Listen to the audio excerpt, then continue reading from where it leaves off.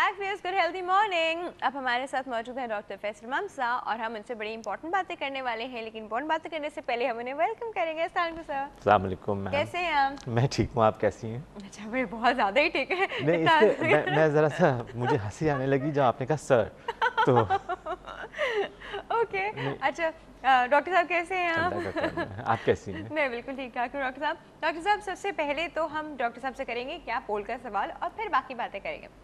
Doctor साहब, satisfied और मुतमईन life के लिए क्या ज़्यादा इम्पोर्टेंट होता है, पैसा या दिल की खुशी? आप मेरा अपना व्यू पूछ रही हैं मेरे बारे में? आपका अपना व्यू है, दिल की किसी और खुशी, का नहीं बताएगा। दिल की खुशी और ये कनात। दिल की खुशी कहाँ से आती है? एक बार कनात हासिल हो जाए, विच इज़ कंटेंटमेंट, तो खुशी उसके बाद फ़ौरन साथ ही आती है। पर ये कनात कहाँ से आती है? हर आदमी का अपना सोचने का अंदाज़ है। कुछ ज़िंदगी के अचीवमेंट्स होते हैं, वो अगर आप अचीव कर लें तो आप कहते हैं कि अच्छा जी कनात यानी कंटेंटमेंट आ गई है। कनात हो तो इंसान खुद ही खुश रहता है। नाउ एज़ फार एज़ पैसा इज़ कंसर्न, बहुत सारे लोगों के लिए बहुत सारी चीज़ें पैसे से आती हैं और वो चीज़ उनको पैसे से मिल जाए तो वो उससे खुश रहते हैं। कुछ ऐसे भी हैं जो पैसे से भी चीज़ें मिल जाएं तो खुश नहीं रहते। ठीक है, काफ़ी सारी चीज़ें हम अप्रॉक्सीमेटली सारी चीज़ें पैसों से ले सकते हैं एक्सेप्ट फॉर फ्यू थिंग्स, और वो फ्यू थिंग्स भी बहुत इंपॉर्टेंट होती हैं। कभी कभी कभी होता है you have all the money in the world, you have all the luxury in the world, but you are not happy. You're not happy and you don't have love in your life. Love in your life. Okay, अच्छा जी doctor साहब से अब हम आज बात करने वाले हैं attention Deficit hyperactive disorder, ADHD। ADHD। Doctor साहब, ये क्या होता है? ये एक्चुअली बच्चों में सबसे कॉमन नफ्सियाती मर्ज जो है वो ये है, attention deficit hyper active disorder.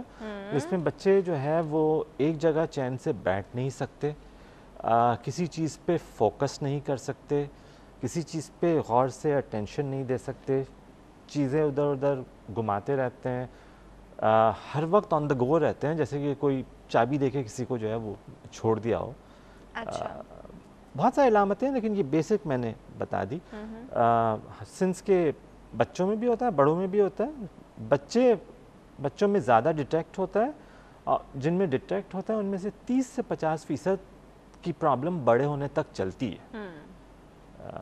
और कुछ ऐसे लोग भी हैं, अबाउट 50%, जिनका बचपन में ही ग्रो होते हुए हो जाता है। ठीक है, ख़त्म हो जाते हैं। पर डॉक्टर साहब ऐसे तो हम सारे ही होते हैं, मतलब इन अ सेंस के फॉरगेटफुलनेस इसमें इसका एक कंपोनेंट मुझे समझ में आ रहा है। दूसरा, एक वक्त में बहुत सारी चीज़ें करना और फिर आधी चीज़ें भूल जाना, आधी चीज़ें, ये तो हम सबके डेली रूटीन का पार्ट है, हम सारे ऐसे हैं।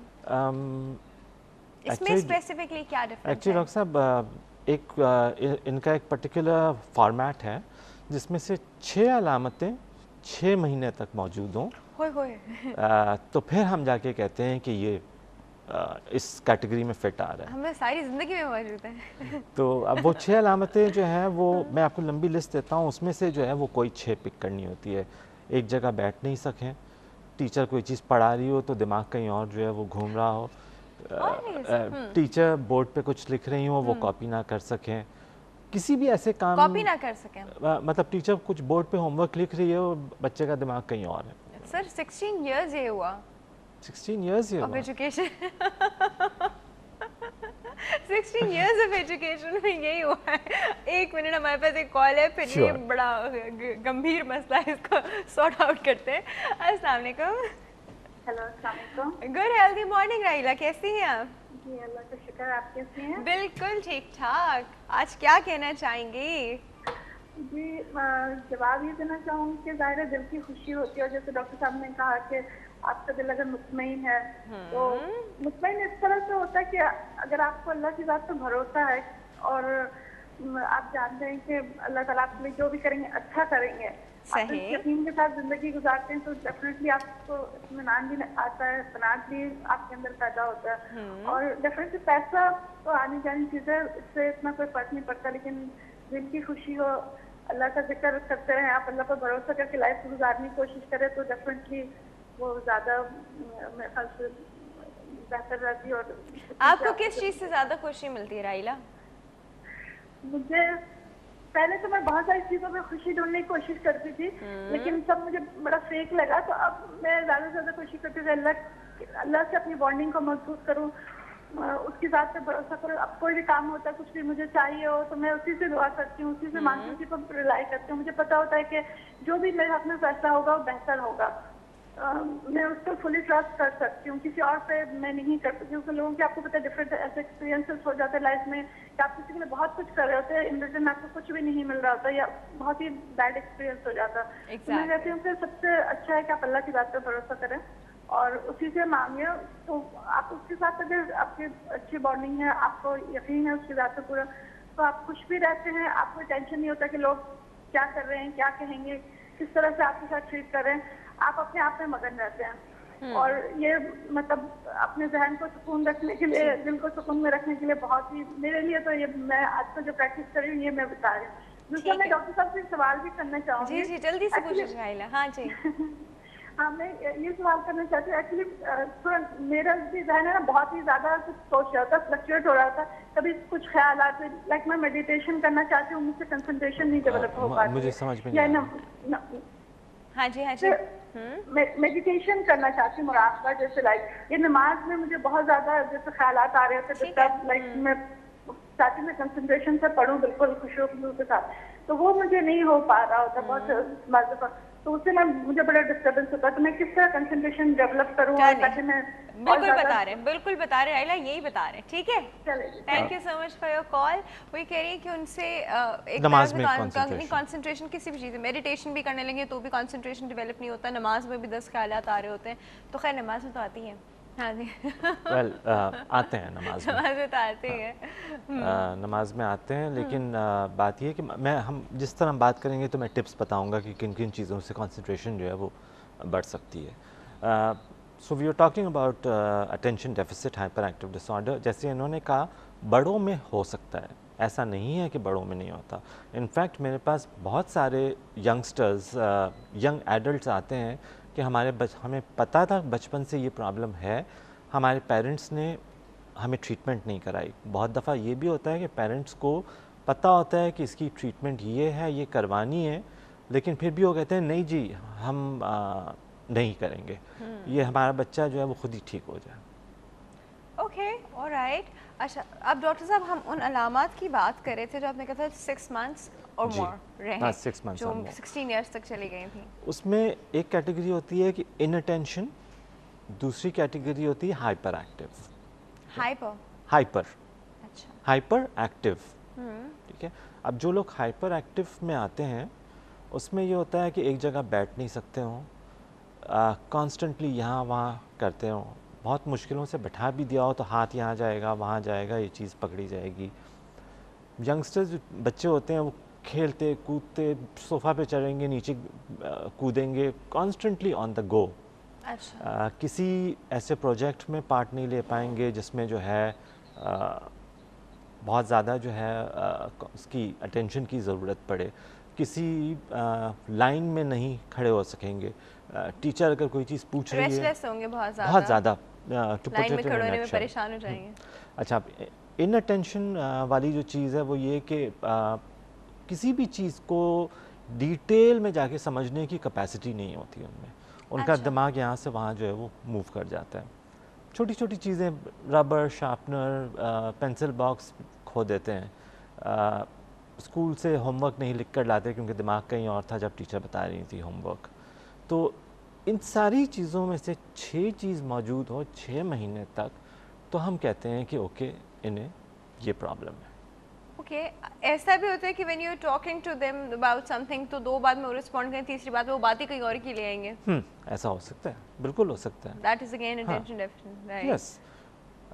सबसे ज़्यादा टीचर्स इसे डिटेक्ट कर सकते हैं और पेरेंट्स डिटेक्ट कर सकते हैं, या कोई ट्यूशन पढ़ाने वाला हो इनके पास बच्चा जाता हो, जो कुछ सिखा रहा होता है वो डिटेक्ट कर सकता है। Okay, alright. अगर इस प्रोग्राम के थ्रू टीचर्स देख रहे हैं तो उनको थोड़ा सा मतलब, क्योंकि ये प्रॉपर एक इलनेस है जो कि ट्रीट हो सकती है। क्या चीज़ से प्रॉब्लम होती है? कोई डेफिशिएंसी होती है, कुछ प्रॉब्लम? एटीट्यूड में क्या? सबसे पहली चीज़ तो ये देखी गई है कि ये फैमिलीज़ में रन करती है। ओके। हमारे जीन्स में होता है, और जेनेटिकली अगर आपके पेरेंट्स में से किसी एक को था, आपके ननियाल या ददियाल में से किसी को था, तो वो आप में डायरेक्ट आएगा। फॉरगेटफुलनेस से हम इसको डिफरेंशिएट कर सकते हैं? फॉरगेटफुलनेस से हम बिल्कुल डिफरेंशिएट कर सकते हैं, बिकॉज फॉरगेटफुलनेस में बाकी चीज़ें नहीं होंगी कि हाइपर एक्टिव होना, अटेंशन ना पे करना। फॉरगेटफुलनेस इसका एक हिस्सा हो सकता है, लेकिन सिर्फ फॉरगेटफुलनेस अगर हो तो हम ये नहीं कह सकते कि ADHD है।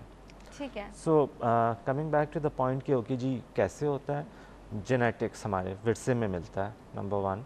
नंबर 2, हमें ये देखा गया है कि हमारे दिमाग का वो हिस्सा जिसमें अटेंशन और कंसंट्रेशन का एरिया जो होता है, उसमें ब्रेन का मास कम होता है।